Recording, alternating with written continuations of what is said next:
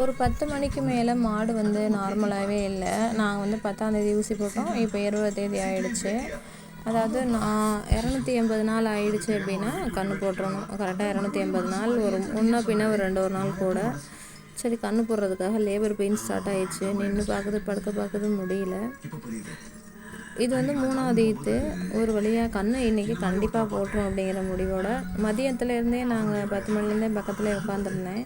கொஞ்சம் இற சரியாக எடுக்கல, தண்ணி குடிக்கல, நிற்கிது நடக்குது. அப்புறம் அதுவும் இல்லாமல் மடி வேற நல்லா விட்டுருச்சு. கன்று போட்டுறதுக்காக வெயிட் பண்ணிகிட்ருக்கோம்.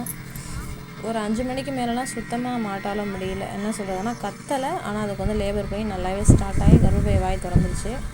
படுத்துட்டு நம்ம வந்து வயிற்று தடவி விட்டோம்னா அதை வந்து ஃபீல் பண்ண முடிஞ்சுது. வலிக்குது அப்படின்னு வாய் மட்டும்தான் இல்லைனாலும் அதை நல்லா ஃபீல் பண்ண முடிஞ்சிச்சு. ஒரு வழியாக ஒரு 7:15 மணிக்கு பனிக்கூடம் உடஞ்சி நல்லா கண்ணுக்குட்டி 2 காலோட வாயோட வந்துருச்சு. இதை வந்து நம்ம பிரசவம் வந்து சிக்கலானது தான். நம்ம பார்த்தோம்னா ஈஸியாக முடிச்சு விட்றலாம். ஆனால் அதுவே ஃபுல்லாக புஷ் பண்ணி வர்றதுக்கு நம்ம கொஞ்சம் ஹெல்ப் பண்ணோம்னா ஈஸியாக இருக்கும். அதுவும் இல்லாமல் கண்ணுக்குட்டி மூச்சு முட்டிடும், நாக்கு தள்ளிக்கிட்டு இருக்கும். அதனால் பயந்துக்கிட்டு நான் எப்போதுமே கடினமான பிரசவத்தை கூட நம்மளால் முடிஞ்ச கொஞ்சம் ஈஸியாக அளவுக்கு இழுத்து ரொம்ப வழுக்கும். அதனால கோணிச்சாக்கு இல்லைனா ஒரு துணியை வந்து கையில் வச்சுக்கணும். நான் போய் துணி எடுத்துருவாடான்னு சொன்னேன். எங்கள் தம்பிகிட்ட வந்து எடுத்து வரதுக்குள்ளே ஓரளவுக்கு ட்ரை பண்ணியாச்சு. இது வந்து நைட்டு 7:15 போட்டதுனால கொஞ்சம் நைட் மோடில் தான் இருக்கும். ஆனால் கன்று போடுறத பார்க்காதவங்க லைவாக எந்த எடிட்டுமே இல்லாமல் பாருங்கள்.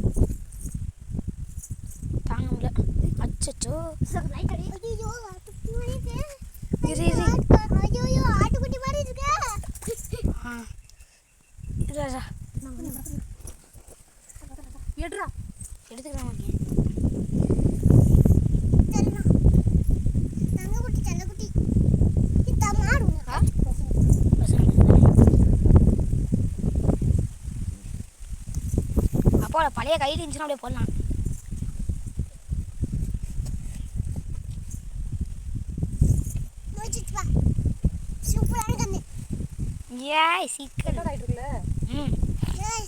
கருப்பு கலர் இதுல அடிக்கும்போது இங்க கருப்பு நாட்டு பண்ணா இது அதனால பொம்பளை மாடா அப்புறம் ஆட்டு இது பண்ண நல்ல மாடா இது கருமா அவ அதான் சொல்லல மண்ணு இருக்குல்ல நம்ம வீட்டுக்கு எடுத்து போயிடலாமா? கத்திக்கிட்டே இருக்குங்க. செல்லக்குட்டி மாதிரி வளர்த்தோம்னா சூப்பராக இருக்கும். செல்லக்குட்டி மாதிரி நம்ம உடம்புல எந்திரிக்க முடியுமா? அதால எந்திரிக்கணும் முடியும். ஃபஸ்ட்டு ட்ரை பண்ணும். உடனே எந்திரிக்க பார்க்குறது பத்தியா என்ன பிடிச்சதுங்க இந்த பிள்ளைங்க. உடனே எந்திரிக்க டம்முன்னு விழுவுது. அப்பாவுக்கு அப்படியே ஃபோன் பண்ணுறாருடா. உடனே கண்ணு போட்டு 8 செகண்ட் எந்திரிக்கணும். அடங்காத செல்லாயி குட்டம்ல திரும்ப செல்லாயி போட்டுருக்கு. மேடம் வந்து பூமிக்கு வந்து கிட்டத்தட்ட ஒரு 5 மினிட்ஸ் கூட இருக்காது. அதுக்குள்ளே பாருங்க எந்திரிச்சு நடக்கிறதுக்கு ட்ரை பண்ண போகிறாங்க நைட்டில். அந்த ஓரத்துக்கெலாம் போகாதீங்கப்பா. பால் பிடிச்சி விடணும்லாம் மறந்துடும், சப்புறதே மறந்துடும். நக்குது பாருங்க. அதுதான் தாய்க்கும் பிள்ளைக்கும் இல்லை பாண்டிங். குளிர் நடுக்குதுடா தம்பி பக்கத்தில் நக்கி. ஆனால் எல்லாத்தையும் தொடச்சிரும். இந்த கலர் வந்து இப்போ டார்க்கு கருப்பு கலரில் இருக்குல்ல, கொஞ்ச நேரம் கழிச்சு பார்த்தோன்னா கருப்பு கலர் இங்கே பார்த்தா நல்லா வேற கலர் மாதிரி இங்கே பாரு கருன்னு இருக்க மாதிரி இருக்கும். அப்புறமா செவல கலருக்கு மாறிடும். இன்னும் மாசி வந்து ரத்தம்லாம் வரும். மாசி இன்னும் போடலை. வயிற்றுக்கு இருந்துச்சுன்னா தான். ஒரு வழியாக வின் பண்ணிட்டாங்க மேடம். எந்திரிச்சு நின்றுட்டாங்க. கத்துறாங்க. அது பால் குடிக்கிறதுக்கு தான் இப்போ போகுது, ட்ரை பண்ணுது. கொஞ்சம் முன்னாடி போடியா, கொஞ்சம் பின்னாடி போடியா. அதை போடுறா.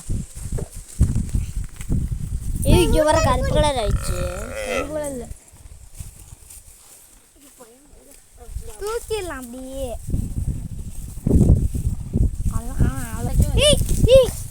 உட்காந்துச்சு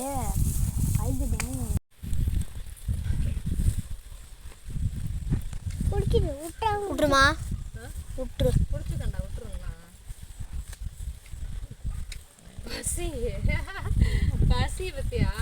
அதை பாருங்க ஃப்ரெண்ட்ஸ், போட்டோன்னே எப்படி பசிக்குது எப்படி குளிக்குது.